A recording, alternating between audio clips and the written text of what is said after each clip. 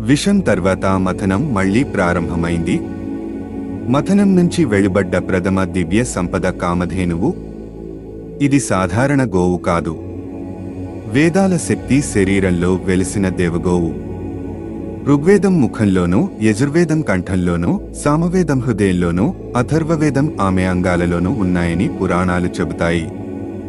ఆమె రోమాలలో ఋషుల తేజస్సు, దేవతల ఆశీర్వాదం వెలసి ఉంటుంది. ఆ దివ్య గోవు తరువతి కాలంలో శివుని సన్నిధికి చేరింది అని చెప్పబడింది. మరికొంతమంది ప్రకారం వశిష్ఠ మహర్షికి ఆమె దత్తంగా లభించగా ఆమె ద్వారా యజ్ఞాలకు హవిస్సులు, ఆహుతులు అందించబడ్డాయి అని చెప్పబడింది.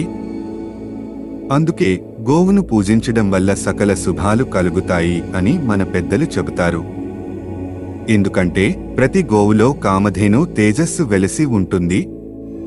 కాని ఆమెకు క్షోభ కలిగితే ఆ గోధ్వని రాజ్యాలే కూలిపోయే స్థాయిలో ప్రభావవంతమై ఉంటుంది అని పురాణాలు చెబుతాయి.